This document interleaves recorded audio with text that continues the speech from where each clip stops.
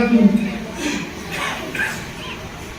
الحمد لله الذي بالخابر العلم ظاهر يوم يكون الضمير والقلب والامر على প্রশংসা জ্ঞাপন করি সে মহান আল্লাহ তাবারক ওয়া তাআলার শহীদ দরবারে, যিনি আমাদের এই পরাধীন ভারতবর্ষকে অত্যাচারী জালেম শাসকের হাত থেকে ছিনিয়ে নিয়ে স্বাধীন করে আমাদের হাতে তুলে দিয়েছেন। সকলে শুকরিয়া শরীফ বলি আলহামদুলিল্লাহ। অনন্ত কোটি দুরূদ ও সালাম প্রেরণ করি মহান নবী হযরত মুহাম্মদ সাল্লাল্লাহু আলাইহি ওয়াসাল্লামের প্রতি। সকলে বলি আল্লাহুম্মা সাল্লি আলাইহি আল্লাহুম্মা বারিক আলাইহি। অতঃপর আজকের মহতি প্রোগ্রামের সম্মানীয় সভাপতি শ্রদ্ধেয় আসাদে একরাম এবং আমার সামনে বসে থাকা প্রিয় ছাত্র ভাইরা, সকলকে আন্তরিক শুভেচ্ছা জানিয়ে আজকের 15 আগস্ট স্বাধীনতা দিবস ওলামায়ে অবতারে কিছু আমি বলতে চাই। বন্ধুগণ, আমরা সকলে জানি আজ থেকে 75 বছর পূর্বে এই ভারতবর্ষ ছিল অত্যাচারী জালেম শাসকের অধীনে। ইস্ট ইন্ডিয়া কোম্পানি ইস্যু করে ব্যবসার অনুমতি নিয়ে ভারতবর্ষে এসেছিল, কিন্তু তাদের উদ্দেশ্য ব্যবসা করা ছিল না, বরং তাদের উদ্দেশ্য ছিল ভারতবর্ষের মাল ধন শোষণ করে লুণ্ঠন করে নিজের দেশে নিয়ে যাওয়া। ক্রমশ তারা নিজের উদ্দেশ্যের দিকে অগ্রসর হতে লাগলো। সম্মানীয় উপস্থিতি, কেমন ভাবে দেখুন, 1601 খ্রিস্টাব্দে ইংরেজ সম্রাট ব্যবসার অনুমতি নিয়ে ভারতবর্ষে এসেছিলেন। সেই সময় ভারতবর্ষের বাদশাহ ছিলেন সম্রাট জাহাঙ্গীর। বাদশাহ তাদের মনোভাব বুঝতে না পেরে ব্যবসার অনুমতি দিয়েছিলেন এবং তাদের প্রতি সুধারণা রেখে 500 বর্গ মিটার জমি এক একটি ইংরেজদের হুকুমে ন্যস্ত করেছিলেন।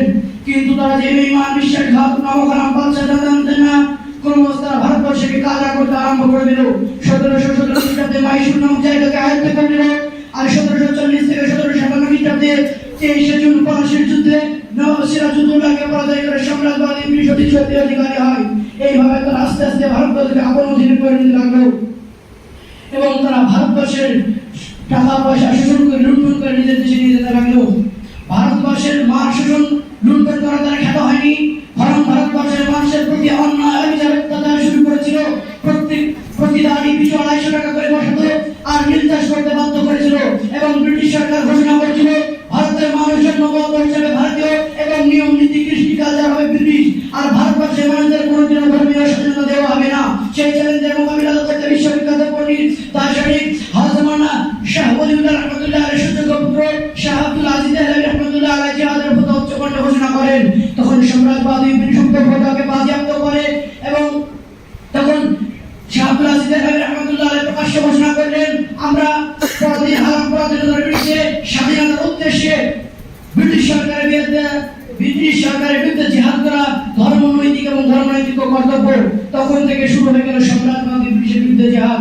তাই 1757 খ্রিস্টাব্দে ভারত বিখ্যাত বুজুর্গ হাজী ইমদাদুল্লাহ মুহাজির মুকির রহমাতুল্লাহ নেতৃত্বে মাওলানা কাশিম নদভী রহমাতুল্লাহ আলাইহি, মাওলানা রশিদ আহমদ গঙ্গোহী রহমাতুল্লাহ আলাইহি, হাফিজ জামিল রহমাতুল্লাহ আলাইহি প্রমুখ বুজুর্গ সামনের ময়দানে সম্রাটবাদী ব্রিটিশের বিরুদ্ধে জিহাদ করে তাদের অস্ত্র ছিনিয়ে নিয়েছিলেন। সেই সময় ইস্ট ইন্ডিয়া কোম্পানি ঘোষণা করেছিলেন যে সমস্ত মুসলমানদের মাথায় টুপি, পরনে লম্বা জামা ও মুখে দাড়ি থাকবে তাদেরকে ফাঁসির কাঠে ঝুলিয়ে দাও। ওই সময় ব্রিটিশ প্রশাসন 1 সপ্তাহ 2 সপ্তাহের মধ্যে প্রায় 2 লক্ষ মুসলমান যাদের মুখে দাড়ি, পরনে লম্বা জামা ও মাথায় টুপি ছিল তাদেরকে ফাঁসির কাঠে ঝুলিয়ে দিয়েছিল এবং তার মধ্যে ছিল 5000 আলেম ওলামাগণ।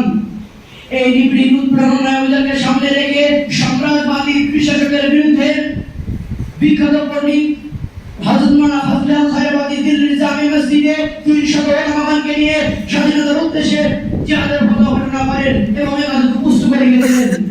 সেই সমস্ত পুস্তকগুলি সম্রাটবাদী ব্রিটিশ বাজেয়াপ্ত করে এবং খায়রবাদীকে জেলে দণ্ডিত করে এবং তাকে শাস্তি স্বরূপ নালা নর্দমা পরিষ্কার করে দেওয়া হয়।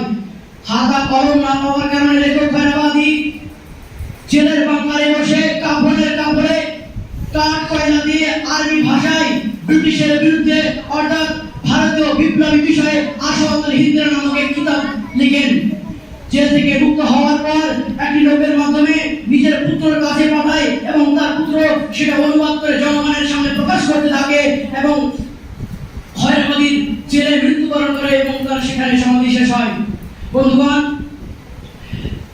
তার কয়েক বছর পর অর্থাৎ স্বাধীনতার কিছু পূর্বে হোসেন আহমদ মদনী রহমাতুল্লাহ আলাইহি ঘোষণা করলেন সম্রাটবাদী ব্রিটিশকে সাহায্য করা এবং তার অধীনে চাকরি করা হারাম।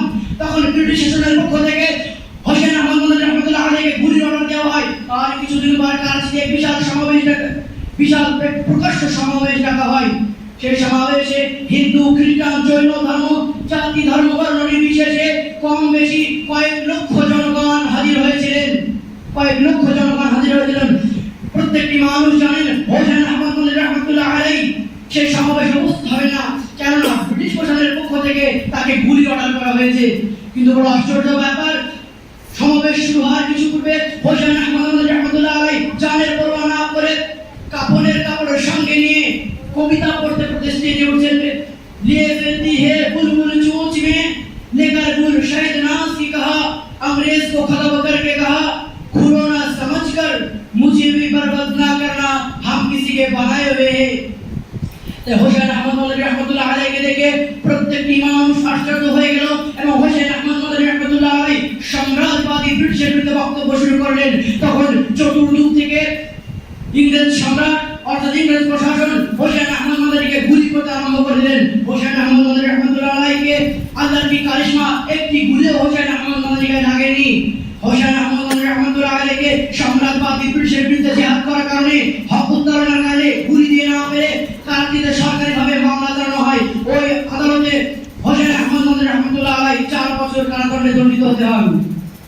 এইভাবে দিনের পর দিন আলেম ওলামাকে জবাই করার পর বিভিন্ন ধরনের কষ্ট, বিভিন্ন ধরনের অত্যাচার কিন্তু ওলামায়ে দেওবন্দ অর্থাৎ আসাতিজা ইকরামকে দিয়েছেন। কিন্তু বড় দুঃখের বিষয়, পরিতাপের বিষয়, আজকে এই ভারতবর্ষকে স্বাধীন করার জন্য যেভাবে নিজের আলেম ওলামাগণ নিজের ধনকে বিসর্জন দিয়েছেন, নিজের বিবিকে বেওয়া, নিজের সন্তানকে আতিল করেছেন, নিজের বুকে টাটকা রক্তকে ঢেলে দিয়ে ভারতবর্ষের মাটিকে রক্তাক্ত করে দিয়েছে, তাদের কথা আজ বর্তমান ইতিহাসের পাতায় বিদ্যমান নাই। আমি ওই সমস্ত পরিচিকার ইতিহাসদের বলতে চাই, তোমরা এই সত্য ইতিহাস যতই চেপে রাখতে যাও না কেন, তা কোনোদিন পারবে না। কারণ আজ থেকে 1400 বছর আগে মহানবী হযরত মুহাম্মদ সাল্লাল্লাহু আলাইহি সাল্লাম ঘোষণা করেছেন, আল হাক্কু ওয়াল কুফরু বাতিলুন ওয়াল বাতিলু ওয়াল কুফরু যুলমাতুন, সত্য হলো উজ্জ্বল দিবালোকের ন্যায় আর মিথ্যা অন্ধকার অমানিসের ন্যায়।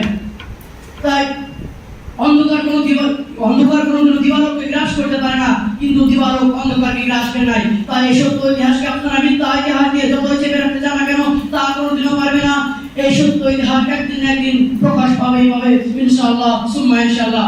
আর আমরা এই চ্যালেঞ্জে যাচ্ছি যে আলেম ওলামাগণ যেভাবে এই ভারতকে স্বাধীন করার জন্য নিজের বুকে টাটকা রক্তকে ঢেলে দিয়ে ফাঁসির মঞ্চে হাসতে হাসতে জীবন দিয়েছেন, যদি অনুরূপভাবে যদি আজকে কোনো অত্যাচারী জালেম শাসক আমাদের সামনে উপস্থিত হয়, তাকেও বিতাড়িত করতে আমরা পুনরায় নিজের বুকে টাটকা রক্তকে ঢেলে দিয়ে পুনরায় ভারতকে রক্তাক্ত করে দেব, তবু কোনো অত্যাচারী জালেম শাসককে প্রশ্রয় দিচ্ছি না, দেবো না। কেননা গেদার কি সোশাল কি জিন্দগি সে শের কি একদিন জিন্দগি বেহতার है। তাই তো কবি বিশ্বকোচিতে ঘোষণা করেছেন, রঙের রাঙা ভারতবর্ষে আমাদেরই ভারত রে, রক্ত দিয়ে করেছি মোরা ভারতবর্ষের স্বাধীনতাকে, ইতিহাসের পাতায় মোরা পেলাম না কোথায়, তারাই হলো সেনানায়ক যাদের কোনো গন্ধ নাই, পেলে কলম বুঝিয়ে দেবো সত্য ইতিহাস গায়ে গায়ে। আলহামদুলিল্লাহ রাব্বিল আলামিন। আসসালামু আলাইকুম ওয়া রাহমাতুল্লাহি ওয়া বারাকাতুহু।